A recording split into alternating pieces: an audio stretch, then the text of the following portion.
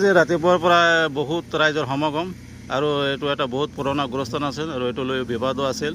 তাকে কৈছে যে ৰাইজে তৎপৰতাত চাফ চিকুণ কৰিছে, এইটো সন্দৰ্ভত আপুনি কি ক'ব? আজি প্ৰায় 100 বছৰ আগৰ পৰাই মানে একেবাৰে জংঘলৰ আমলৰ পৰাই আমি জন্ম হোৱাৰ আগৰ পৰাই এইটো আমি পাই আহিছোঁ। ইয়াতে আমাৰ মই মুৰব্বী, ইয়াতে কবৰস্থান হৈছে, গতিকে আজি এই বৰ্তমানলৈকে চলি আছে।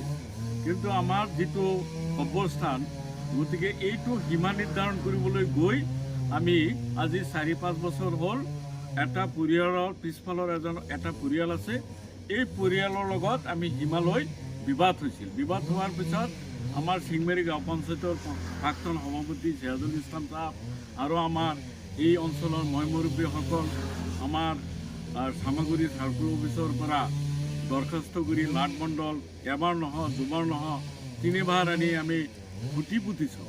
কিন্তু খুঁটিখিনি আমাৰ এই পিছৰ পৰিয়ালে এবাৰ নহয়, দুবাৰ ভাঙি দিছে। গতিকে এইবাৰ এই 1920 চনৰ পৰা স্থাপন হোৱা কবৰস্থানখন আজি 2 মাহৰ পৰাই আমি লাগি পাইগি কাৰ্যালয়ৰ চামাগুৰি চাৰ্কুলৰ পৰা চাৰ্কুল অফিচাৰৰ নিৰ্দেশক্ৰমে আমি সীমা নিৰ্ধাৰণ কৰি আমি বৰ্তমান ৰাইজৰ দান বৰঙণি দি পেলাই আমি এই বাউণ্ডাৰী কৰিছোঁ। গতিকে আজি মই অনুৰোধ কৰিম যে আমি এই অঞ্চলৰ দুখীয়া মানুহৰ কবৰস্থানত আজি প্ৰায় 800 মানুহৰ কবৰস্থান, 800 পৰিয়ালৰ কবৰস্থান।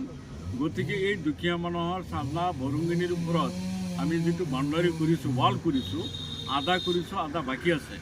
গতিকে মই এই চৰকাৰক অনুৰোধ জনাম যে আমাৰ এটা বৃহৎ পৰিমাণৰ মঞ্জুৰি দান দি আমাৰ বাকীখিনি ৱাল লৈ এটা সুবিধা কৰি দিয়া যায়। এইটো আপোনালোকৰ ৰাজহুৱা গুৰুস্থান হয় না? ৰাজহুৱা গুৰুস্থান। আপোনাৰ এনেকুৱাতো মানুহ আছে সমাজত, কিছুমান মানুহৰ মাটি নাই, মাটি মানে দিয়াৰো জেগা নাই, তেনেকুৱা যদি দুৰ্ভগীয়া পৰিয়াল আপোনালোকে স্থান দিবনে?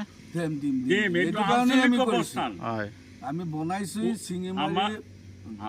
চিঙিমাৰী দলংপাৰ আঞ্চলিক কবৰস্থান আমি নাম দিছোঁ।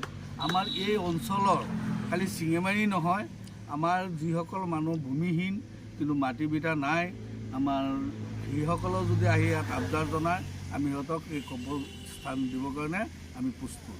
আৰু আমাৰ এই